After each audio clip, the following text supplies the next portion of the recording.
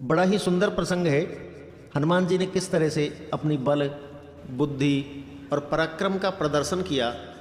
राम रावण युद्ध जारी था।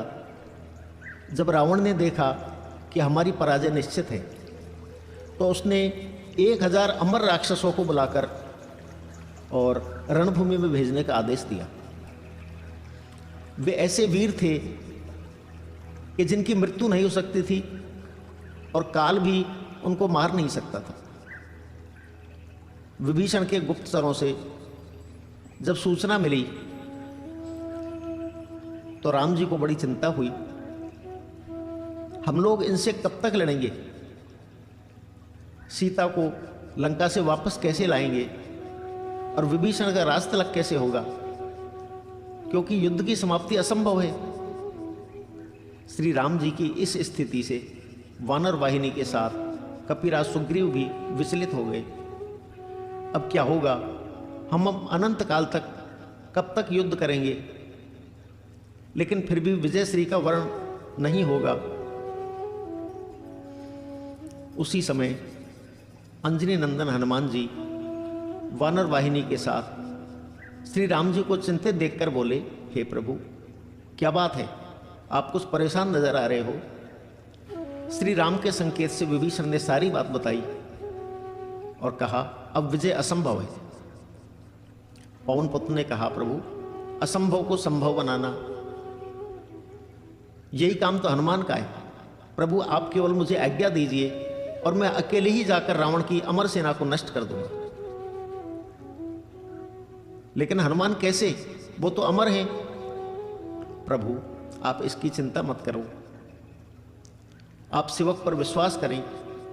उधर रावण ने चलते समय राक्षसों से कहा था कि वहां हनुमान नाम का एक बंदर है, उससे जरा सावधान रहना।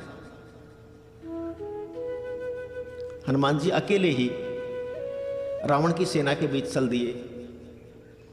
अकेले हनुमान जी को रणभूमि में देखकर राक्षसों ने पूछा, तुम कौन हो और क्या हम लोगों को देखकर तुम्हें भय नहीं लगता जो अकेले रणभूमि में चले आए?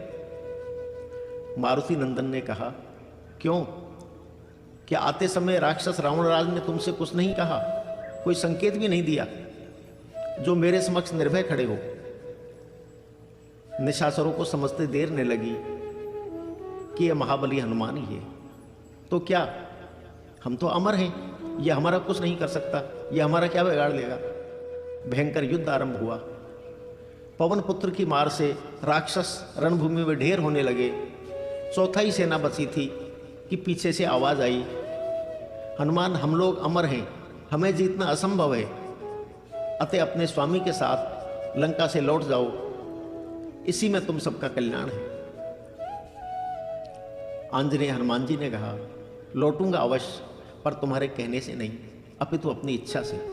हाँ, तुम सब मिलकर आक्रमण करो, फिर मेरा बल देखो और रावण को जाकर के बताना। तो सभी 1000 अमर राक्षसों ने हनुमान जी के ऊपर आक्रमण कर दिया। और राक्षसों ने जैसे ही एक साथ मिलकर के हनुमान जी पर आक्रमण किया, वैसे ही पवन पुत्र ने उन सबको अपनी पूंछ में लपेटकर और ऊपर आकाश में फेंक दिया। और इतनी जोर से आकाश में फेंका कि वे सब पृथ्वी की गुरुत्वाकर्षण शक्ति जहां तक है वहां से भी ऊपर चले गए और चले ही जा रहे हैं। चले मग जात सूख गए गात। गोस्वामी तुलसीदास जी कहते हैं, उनका शरीर सूख गया, अमर होने के कारण मर नहीं सकते, अतः रावण को गाली देते हुए और कष्ट के कारण अपनी अमरता को कोसते हुए अभी भी जा रहे हैं। इधर हनुमान जी ने आकर प्रभु के चरणों में शीश झुकाया। प्रभु राम बोले, क्या हुआ हनुमान? प्रभु, उन्हें ऊपर भेजकर आ रहा हूं। भगवान ने कहा, पर वे तो अमर थे हनुमान। हाँ स्वामी, इसीलिए उन्हें जीवित ही ऊपर भेजा है। अब वे कभी भी नीचे नहीं आ सकते। रावण को भी आप शीघ्रातिशीघ्र ऊपर भेजने की कृपा करें, जिससे माता जानकी जी का आपसे मिलन हो और महाराज विभीषण का राज्य सिंहासन पर अभिषेक हो। पवन पुत्र को प्रभु उठाकर गले से लगा लिया। वे धन्य हो गए। अविरल भक्ति का वर पाकर श्री राम उनके ऋणी बन गए और बोले, हनुमान, आपने मेरे ऊपर जो उपकार किया है वह मेरे अंग अंग में है मैं उसका बदला नहीं चुका सकूं, क्योंकि उपकार का बदला विपत्ति काल में ही चुकाया जाता है। पुत्र, तुम पर कभी कोई विपत्ति ही नहीं आई। निहाल हो गए आंजनेय।